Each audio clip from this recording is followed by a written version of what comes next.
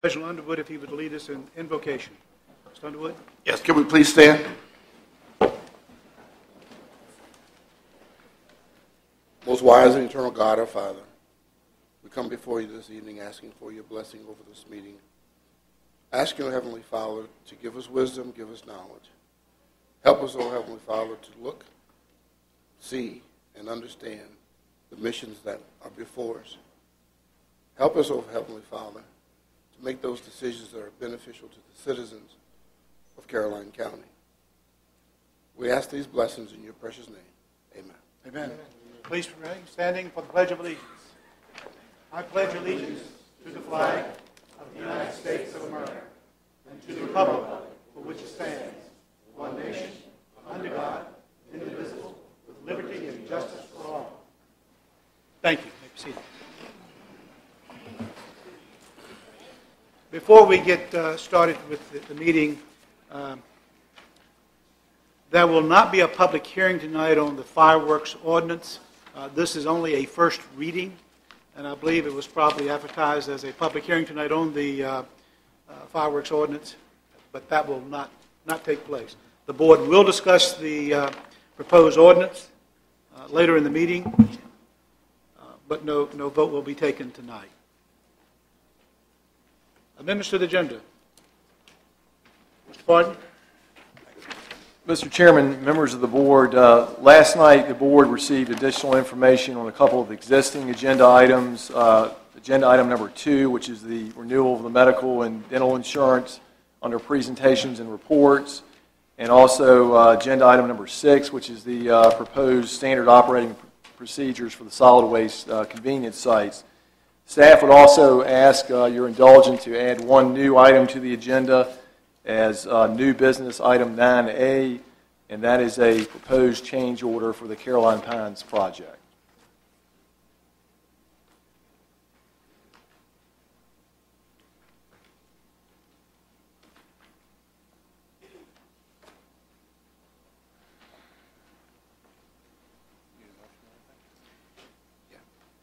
Is there a motion to approve the amended consent? So moved, Mr. Chairman. Second. Motion by Mr. Thomas, second by Mr. Seeley, that we approve the amendments to the agenda. Discussion on the motion. All in favor, vote by saying aye. Aye. All opposed, nay.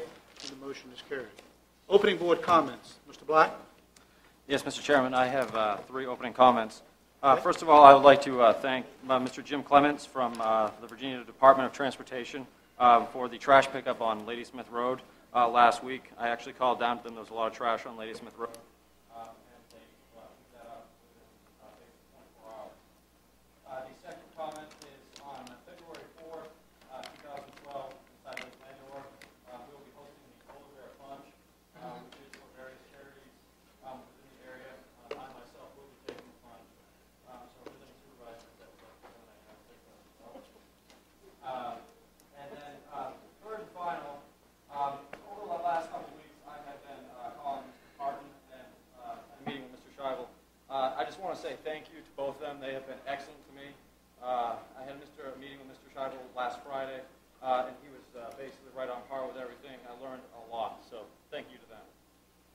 Okay, thank you. Mr. Taylor? I have none at this time. Mr. Underwood? None at this time, sir. Mr. Seeley? None at this time. Mr. Thomas? None, sir. And I have no opening comments as well. First item on the agenda is recognition of election pages. Danette? Good to have you with us. Thank you. And we appreciate all the hard work you've been doing for quite a while, doing the elections, what have you. I know that I was over in your office several times, and you worked hard with no additional help, and we appreciate Thank you very much. I would like to take this opportunity, along with Caroline County Electoral Board, the Board of Supervisors who were on these elections, and the 18,085 registered voters, to thank the 2011 Election Day pages. We appreciate them for attending the training, taking the oath, and taking time out of their day to work the polls for a couple of hours on November the 8th, 2011. I hope through this experience they have gained a better understanding and appreciation for their right to vote. I also hope they will remember that someone gave their life to give them this right and privilege, and that they will exercise this right each election day, and thank them for their part in the democratic process. And I believe we have 3 of the 50 pages here today. The seniors, a lot of them didn't have to go to school today, so they didn't have an extra day to be reminded. So we'll forgive them for that. Sidney Bates Jr., if you'll come forward. Timothy Leonard and Gary Edmonds. Did any other Election Day pages come in?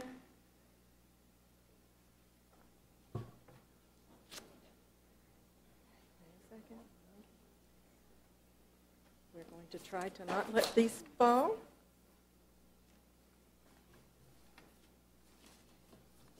Okay. We're going to turn these this way. Thank you. Okay. Timothy Leonard. Gary Edmonds. And Sidney Bates. Okay. And where would you like us to stand? You want to take them up here to that? Okay. That'd be fine. We're going to stand with the Board of Supervisors.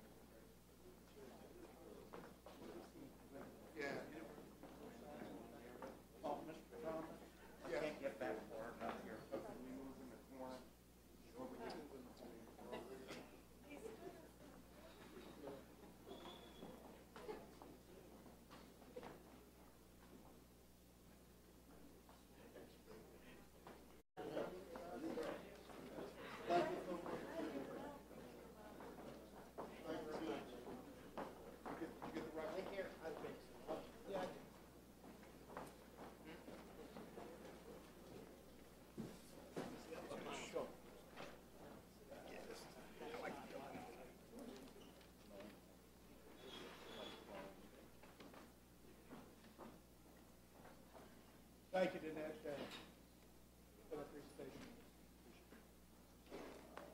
Next item on the agenda is presentations and reports, and the first one is from the Caroline Agricultural County Fair. Ms. Whitaker? Good evening, Mr. Akers. Good evening. How are you? How are you?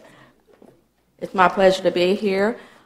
We're going to get set up with our PowerPoint. You should have a copy of that in front of you, the black folder.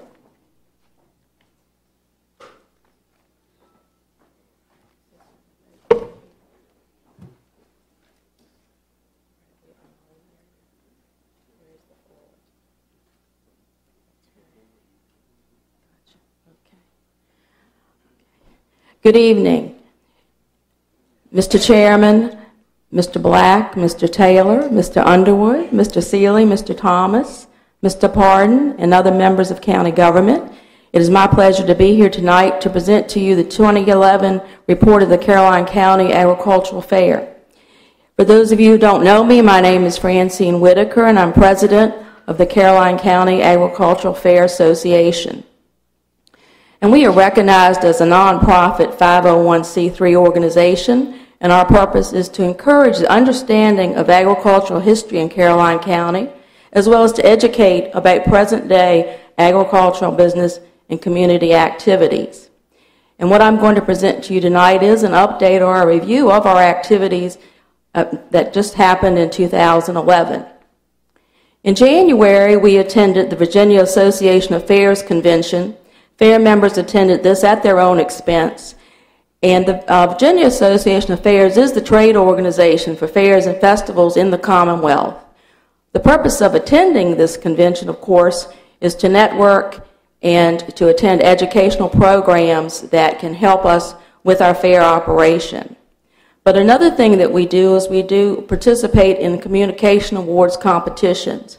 We did that in January of 2011, and we walked away with the best overall in communication awards for small fairs, and that meant a small fair was one with attendance of less than 7,000. And as you can see, we simply entered various publicity things that we had done, and we were judged on those. So we were very pleased. It gave state recognition to the Caroline County Agricultural Fair. You know, when the fair established its permanent fairground home in 2009, we were very excited. And you know, that happened as a result of a 40-acre donation from Ms. Ann Tate and her family. We had fundraising campaigns in 2009 and 2010. We decided not to do any formal fundraising in 2011. However, we were very fortunate when one of our well-known residents and businessmen, Mr. Harold Hayes, stepped forward to donate money, and we were able to build the Harold Hayes Hillcrest Gate. And this is an admission facility or a structure that we have, and you see it when you come into the fairground facility. Once again, our dear friends at Cobb Sign Company in Burlington, North Carolina, donated the signage for that, which coordinates with the other professional signs that we do have on the fairground property. We decided to focus on improvements to the buildings that we had built in 2010. By that I mean we did the finishing touches with exterior trim. We were able in our ag pavilion to build permanent hog pens on concrete, develop loft storage, and we finished the L.J. Moy Home Goods building. By that we had permanent electrical put in, we had insulation and walls and painting, making that a more energy efficient building when we did have our air conditioning on in those 100-degree days of the fair in mid-July. We are so fortunate that even though we didn't continue to have officially the Build the Barn campaign that was done in 2010, we had people come forth and still donate to that campaign. Individuals and businesses are very generous in Caroline County, and they have been very much part of our success in helping us with our facility development, as well as helping us to have a successful July Fair event. We also were fortunate we did some landscaping upgrades with donated trees and shrubbery, and the work of students from the Bowling Green Elementary Junior Master Gardeners Club. Other exciting developments for us in 2011 was the rezoning was approved. What this did for us is it paved the way for expanded usage of our fairground site. It also allowed us to partner and co-sponsor events with other nonprofit organizations in the county. In April, we were able to help the Humane Society of Caroline with their Pause for Fun event. We also were the new home of the Caroline Relay for Life, the American Cancer Society fundraising event. We couldn't keep the rain away, but that's okay. We're going to keep it away in 2012, of which we're going to have relay there again this year. We were also able to develop rental terms that we now can have our fairground site available for rental. One of our first rentals, we had a wedding there in September. 2 fair members and volunteers, Jason and Amy Jackson Houston, were married there. So we do everything at the county fair pretty much on our site. One of the things we wanted to do in 2011 was to increase our attendance. As I said, we are considered a small-sized fair with attendance of less than 7,000. So our goal was to go beyond 7,000. We had a very active publicity committee. We came up with strategies of themed ads. You see in 2011 we had a young man in his John Deere green shirt with his pet pig Betty, and you saw that all over the place, so you knew that was the county fair. We were featured in Cooperative Living magazine. Not only did we put an ad there, but we also were featured in their article in the fair's article that was in June of last year. We increased our direct mailing campaign, which were the postcards were mailed to over 20,000 addresses. The Progress worked with us. We had a tabloid. That was the largest tabloid that we had ever had in the Progress. That was 24 pages. We also reached out to military campaigns. We worked with in the parade in Bowling Green where they honored the veterans. In June, we went to neighboring Hanover County and Beaver Dam the 4th of July, handed out our Save the Date cards. And of course, we use social media, website, and Facebook as well. As the fair has grown, we are always having to look at operational improvements. Again, that was our concerted effort for our publicity campaign in 2011. We had sponsor packets and vendor information available earlier in the year. We've discussed how we want to develop our fairground, in what order we want to expand things.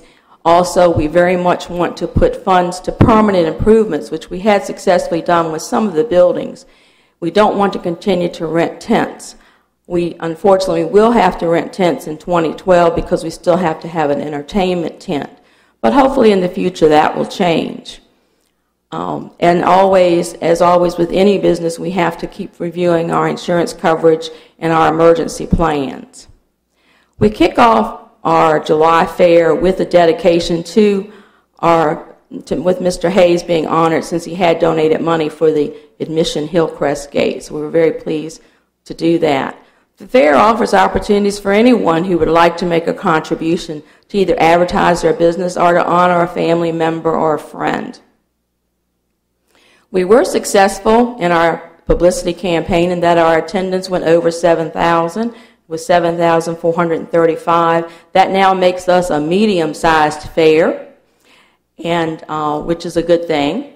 As you can see, approximately 25% of those in attendance were children 10 years and under. And to mention, they are able to attend free of charge, which is very important. Not all fairs have a free of charge admission if you go to different fairs throughout the Commonwealth. But it's important for children to be able to attend this event, so we are keeping that free of charge for them 10 and under, as well as we're keeping our admission cost at a reasonable $5. You're not going to find very many fairs who are able to do that as well, but we've continued to do that because we want it to be a venue that families are able to afford to come to.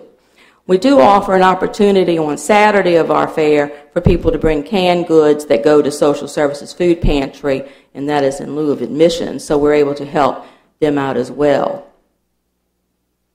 Another thing for us, of course, it's about the children. During Fair Week, we have Daycare Day Friday. We invite daycare providers to bring children to the fair that Friday morning. The fair is not open to the public at that time, and they are able to enjoy all of the things that we have except for the Midway. The Midway is not open. But they're able to go to all of these other events, and it's free. They have a hayride. They see the animals. Our vendor who does our special racing pig and duck race, they agree to do a show for the children, and that's just a delightful part of their morning. It concludes their morning at the fairground. This year we had Association of General Building Contractors there, and they did special games for children as well, giving them exposure to lots of things. We also Caroline's Promise works with us in providing activities and games for these children. Most important, they get to leave with a goodie bag that reminds them of their fun morning at the fair. This past year, we had enough watermelons that they all got to have watermelons to take back home to the daycare center to enjoy that for the afternoon. So they're all excited about watermelons also. A new program in 2011, and this was launched by our Ag Co-Chairman Buster Tate, was Farmer for a Day. And this was to provide education for these children to learn about sources of food through a hands-on interactive experience. They actually went and harvested vegetables from the garden.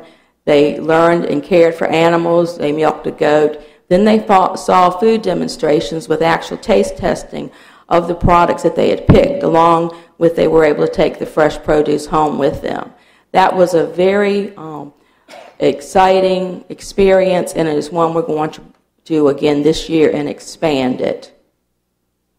Of course, returning attractions that we had at the 2011 fair were lots of animals. People like animals the best. We have our Southern Barnyard Runners. That's our racing pig vendor. Caroline's Barn. That included even the poster pig, Betty, was there. And she had her little piglets with her because she had just had some a few weeks prior. Again, a fair is also about children. We enhanced our livestock shows. We had tremendous attendance and participation in cattle, hog, and sheep shows. And these children just did not come from Caroline, but they came from neighboring counties of Hanover, Louisa, Goochland, and Madison. So we were able to provide a venue for them to learn how to show their animals and to gain that experience that they need to have. Again, you see other shows that we have had, our returning dog show, and again, the Caroline Idol contest is a favorite that we have for people. Our home goods contest, we've certainly grown in that area as well. It's not only for people who can bake and can and sew, but we had exciting contests such as the Mr. and Mrs. Potato Head contest, which anyone could enter in. They just had to go buy a potato and decorate it. So we're trying to get everyone involved in home goods, and that has been successful for us. And again, we have our displays of truck and tractors. And if you've ever seen our antique tractor display and you go to the state fair, there's certainly a difference. Ours is better. Just have to say that. Of course, people like the fair too because of entertainment, and we're able to provide bands and entertainment for the people who come, and we do not charge anything extra for that. And that is because we have excellent sponsors who help pay for these bands to be there. We're very fortunate with that. Oops. Where it happened? Move the cursor up. I'm sorry, what happened to me here? You moved the cursor down to the bottom I of the screen. moved it. Okay. All right. The new events and additions that we added in 2011, we had the 4-H Cloverbud Goat Show, and that is children 4 years of age and older. That was a very interesting show, but we gave them an opportunity to bring their goats and learn showmanship at such a young age. Caroline's Promise had a youth talent show this past year. We kicked off the commemoration of the sesquicentennial of the Civil War by we had displays and various activities for that. And again, we had more home goods competitions, fantasy face painting, which was a free event for children, and a new venue called Water Walkers of Lexington, North Carolina. Okay, the fair, it's about children, but it's also about fun for all. And you can see on this collage of pictures that everyone seems to be having fun. They come out the 100-degree days. They don't seem to care. They just really like to come to the county fair. We're very excited that we're able to provide that venue and entertainment for the citizens. Of course, how do we know what to do? How do we know if what we did was any good?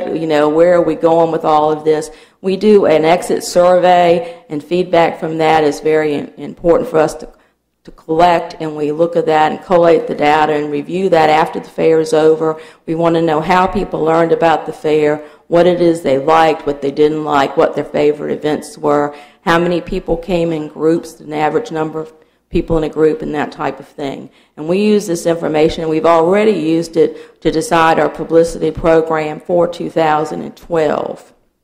Again, it's all about sponsors. Without their generous contributions of money or goods and services, we could not have the county fair. And you, the Caroline Board of Supervisors, are one of our sponsors each year as you designate money from Department of Tourism for the fair. And in 2011, that amount was $15,000.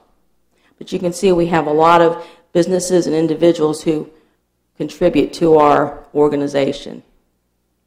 Again, it's also the people. If we didn't have trustees and volunteers, the fair board consists of 15 trustees, and we have members and then volunteers. And in 2011, they donated over 7,000 hours. And if we work out the labor costs, that's just under $190,000, which we certainly could not pay for if we had to pay labor wages at all. But we're very fortunate to have a dedicated group of people, because the county fair isn't just about 4 days in July. It's a 12-month-a-year operation. As you can see, this is sort of highlights what we did. We continued to improve the fairgrounds. Our attendance went up. We were able to maintain our social media presence. We had certainly generous donations. We had even a member who was able to designate her United Way contribution to the fair because we are a nonprofit organization. So we felt like it was a successful year with our publicity, our promotional advertising merchandise we have. We worked with Newmanson Creek here in the county. They are an excellent group to work with. We also reached out to military this past year. We sent promotional information to AP Hill and Dahlgren as well, which was something we hadn't really thought of before. Well, next steps, what else did we do for the remainder of the year? Well, we always have, and have been the past couple of years, our Fall Fun Festival and Tailgate Trick-or-Treat event, and that is the last Saturday in October. And we feel that is an opportunity to give back to the county and the community. We do that. That's a free event. We provide activities for children. We have costume judging, and then we do the Tailgate Trick-or-Treat event. And you also contribute to that and assist us with that program. Even though it was a horribly wet and rainy, cold day this past year, we still had approximately 500 children for tailgate trick-or-treating. We moved it inside to the Home Goods building. Very chaotic, but everyone left with bags of lots of candy, so they were happy and wet. Education is very important to us. We continued in 2011 to donate our $500 scholarship to Germanna Community College, which is for one county resident, and that is administered through their educational foundation. We've already started soliciting at the end of 2011 sponsors for 2012, and we had already given out approximately 1,500 Save the Date cards at the Bowling Green Christmas Parade in December. So we were already working on 2012 before 2011 had ended. And before I conclude or ask or take questions, I have a lot of people here who are from our fair organization, and I would like for them to take a minute to stand and be recognized by the board.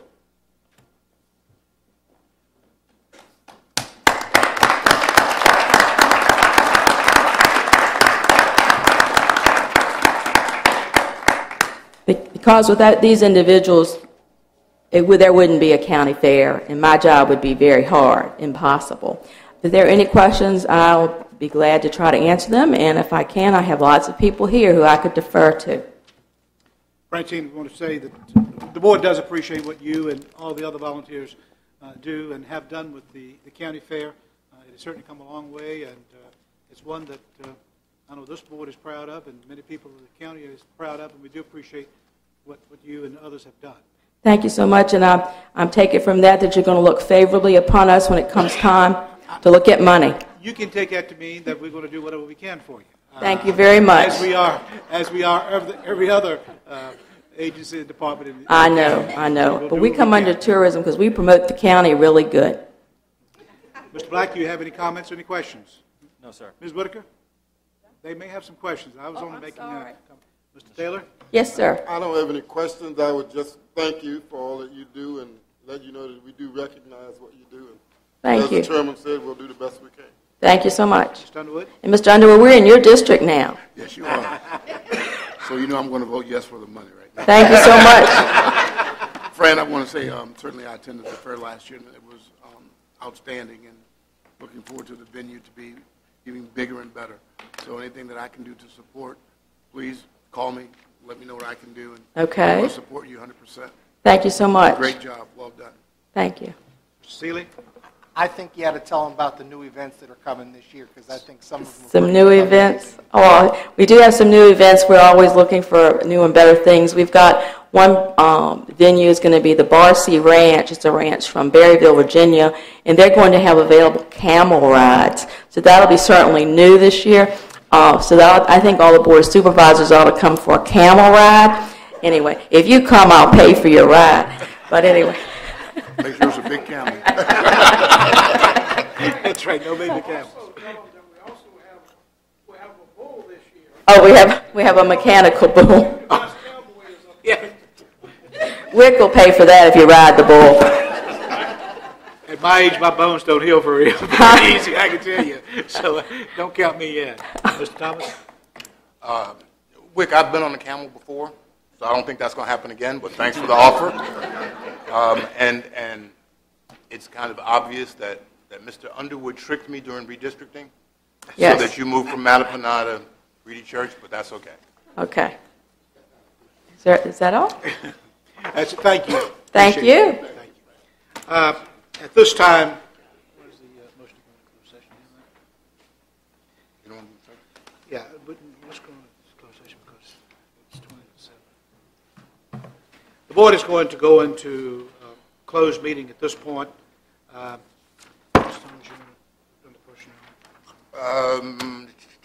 I move that the board convene in closed meeting pursuant to the personnel exemption of Section 2.2-3711A1 of the Code of Virginia to discuss candidates for the county administrator and EMS fire chief positions. Is there a second? Second. Motion by Mr. Thomas, seconded by Mr. Taylor. Discussion on the motion. All in favor, vote by saying aye. Aye. All opposed, nay. The motion is carried, and the board will be back in session, in regular session meeting. So moved. Motion by Mr. Seeley, seconded by Mr. Thomas. Oh, Mr. Blackman. Oh, I thought I saw him We sit got the down. majority, so we're going to move ahead. Discussion on the motion.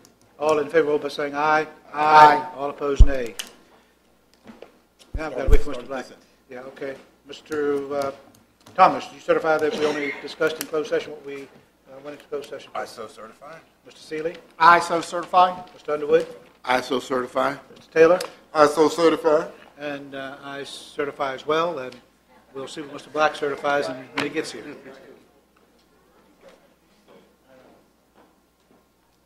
Do you certify, Mr. Black, that we only discussed? I so certify. All right. Certification has been made, and we'll move on to the next item on the agenda. Treasurer's report. Ms. Kern, we apologize for holding you up, but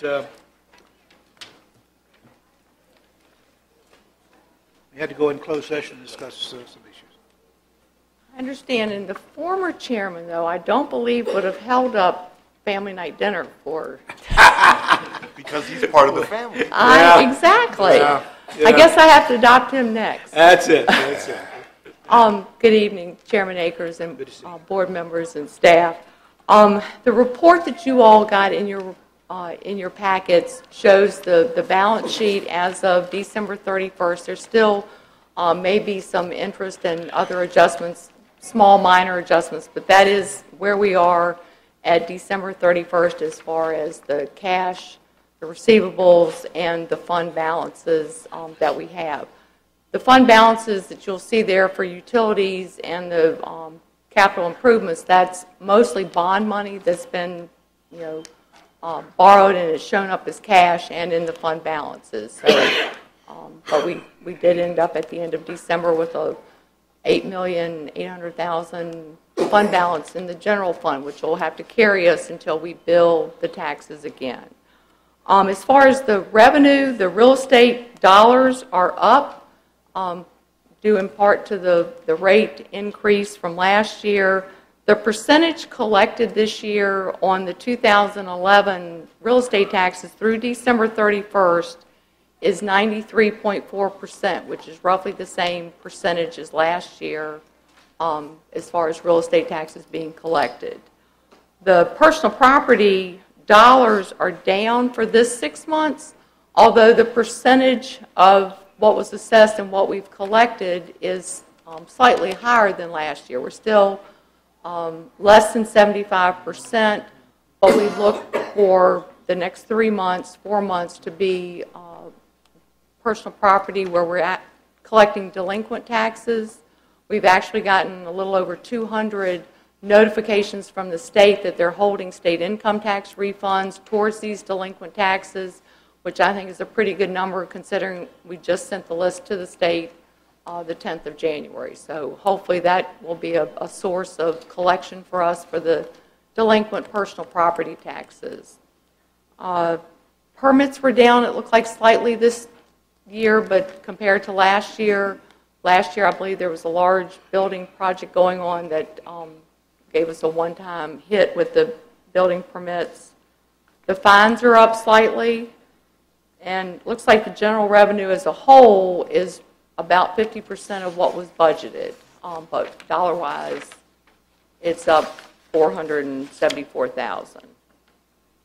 Utility billing is slightly up. It looks like it's up about $200,000 for this billing compared to last year, although the availability fees are, significantly less than at this point last year.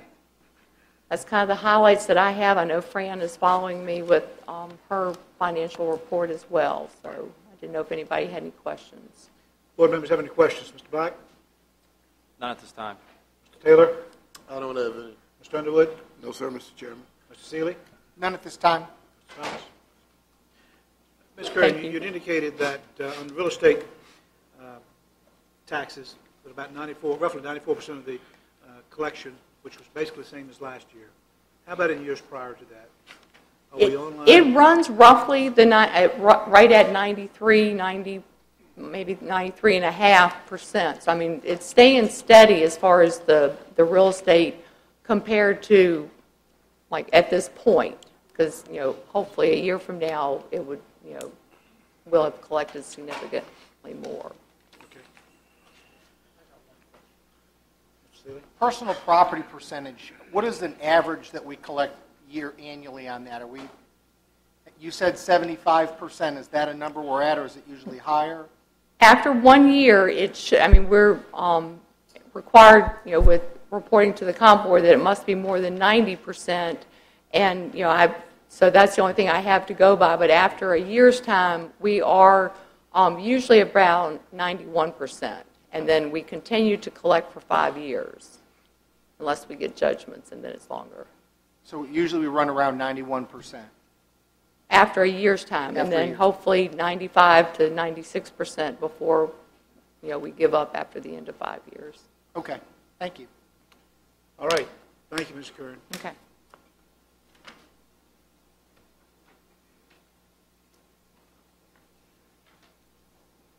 Ms. Hatcher? Good evening, Chairman Akers, members of the board and staff. As Beth alluded to in your board package, you have our second quarter, or the first half of the year budget status report for December 31st. This report is basically on a cash basis for all but the utility funds, which is on an accrual basis. As can be seen in the attached summaries, 46% of the budgeted revenue for your major funds have been collected or billed. 48.8% of your budgeted expenditures have been expended. The percentage of revenue is approximately the same as the same period last year. Percentage of expenditures is slightly higher, but there's a little bit higher debt service and a couple other issues that are in there that have not been adjusted for, which would account for that. $19.3 million of the general fund revenue were collected during the first half of the year. Of this amount, $1.1 million represents recorded revenue that's a receivable for fiscal year 2011. Property tax collections, y'all gonna get confused based on what Beth said, but she's doing hers based on her books, and I'm doing them based on my budget, which isn't quite the same. Property tax collections are down for the first half of the year compared to the same time last year based on the percentage of budget, but they are actually slightly higher dollar-wise than they were before. Your local sales tax appears to be steady. Your collections for your local communication taxes continues to fluctuate, which I think has to still do with the adjustments for lawsuits that we've had, 2 class action lawsuits where we've lost some revenue.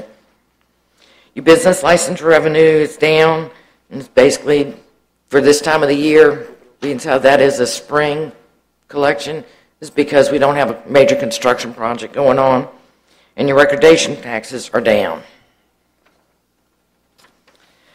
Other revenue except fines, miscellaneous, and revenue from the Commonwealth are below the 50% threshold, but are about the same percentage as where they were last year. Overall expenditures are slightly higher than the 50% threshold, as are most departments, due to the timing of certain costs such as maintenance service agreements and the restoration of the employees' salaries. It's skewed out your amounts a little bit. All the departments continue to be conservative in spending. Your school revenues and your expenditures are on a cash basis and are just under the 50% threshold. Social service revenues are slightly above 50%, of which $148,000 is still receivable that goes back to last year. Your expenditures are slightly above the 50% threshold. The CSA is below the 50% threshold in both revenues and expenditures, but this is according to what we're hearing, this is going to increase significantly, probably in the next quarter. Debt retirement fund reflects revenues of 65%, and the expenditures of 68.8%. Most of that has to do with the timing of our debt service payments. Your utility funds revenues are at 48% of budget. Your availability fee revenue is at 7% of budget. So far this year, there have been 13 applications for availability fees, of which 3 have been paid. The balance that's in your availability fees are for the prior year applications that weren't recorded as receivable and will be recorded as the revenue for this year. They are not double counted. Operating expenses are 40% of budget, which is well below the 50% threshold. Your debt service payments for the utility fund are 48% of your budget. The tourism, budget revenues, and expenditures are running right at a little bit over 49%. Your transit occupancy taxes continue to decline, but are at 50% of budget. Most of your revenue sources for major funds, except for your debt retirement, appear to be steady, except for availability fees and the utility funds.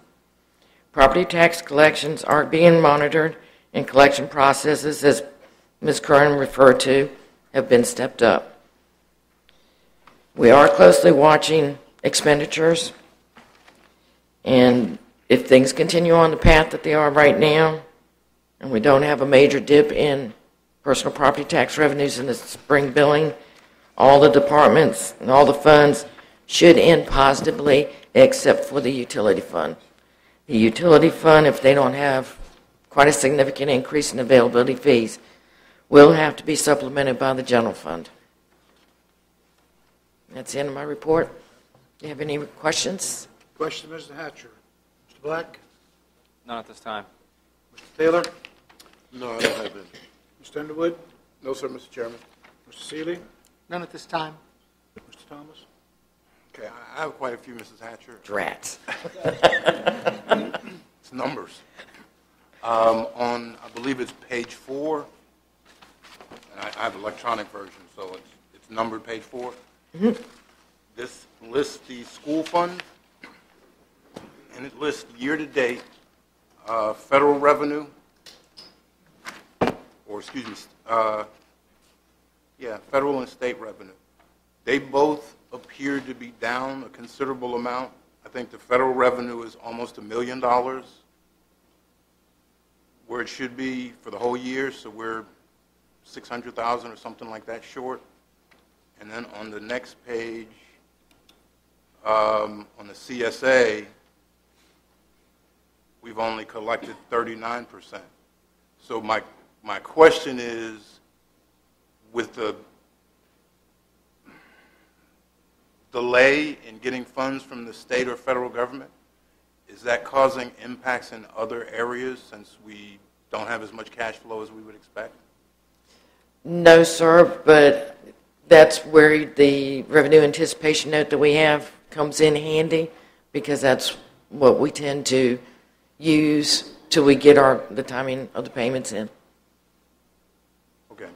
Well, yeah, which is a good thing. But is there anything we can do with the schools or with CSA to speed up those payments? Or is that just on their time? We have to wait till we get it? We can go talk to the federal government. It's on their time. No, CSA? I mean, I'm serious. There's got to be some way we can say, because you're delaying your payments to us, it's causing an impact in other ways. Just to say it, not necessarily have them do some action, but just to make sure we say it, and I would like to make sure we say it. So, yes, sir. Mr. Chairman, with regard to the CSA, some of that is tied to submitting a supplemental request for funding, which has not been done yet. Excuse me. Typically, they want to see you actually expend your budget before they, and their